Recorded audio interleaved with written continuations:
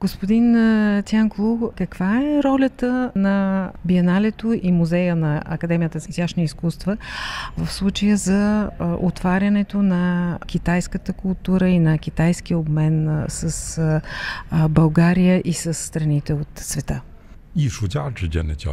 На първо място това представлява една платформа за обмен между творците от различни страни. Но нещо друго също важно е възможността за общуване лице в лице или възможността за общуване на живо. Тази изложба, която правим на всеки 2 години, тя представлява точно една такава възможност за обмен между творци от над 80 страни по целия свят и творбите, които ние успяваме да получим и да изложим на това събитие, също идват от най-различни страни по света. На първо място това представлява една платформа за обмен между творците от различни страни. Но нещо друго също важно е възможността за общуване лице в лице или възможността за общуване на живо. Тази изложба, която правим на всеки 2 години, тя представлява точно една такава възможност за обмен между творци от над 80 страни по целия свят и творбите, които ние успяваме да получим и да изложим на това събитие, също идват от най-различни страни по света. Разбрах, че вие сте дългогодишен преподавател. Още от самото начало на вашето завършване сте в Гуанлан. Как се случи така, че китайските традиции да могат да бъдат един предмет на общуване с света?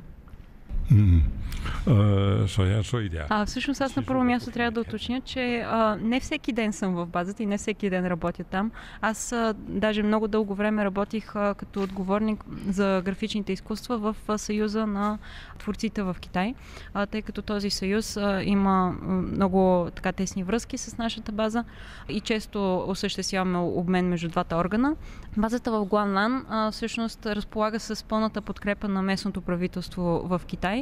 И както вие попитахте преди малко, едно от най-важните неща за нас е осъществяването на международен обмен.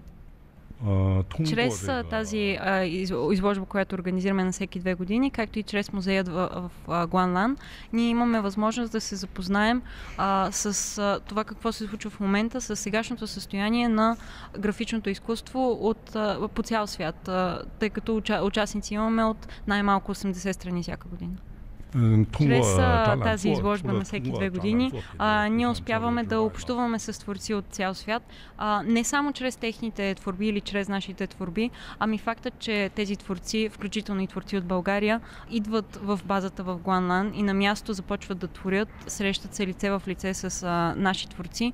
Това предлага една възможност за едно така чисто човешко общуване, не толкова чрез творбите, а чрез разговори, чрез различни общи дейности и по такъв начин фактически не само ние разбираме за тях, но те и разбират за нас. И в крайна сметка се получава, че ние се превръщаме в едни много добри приятели.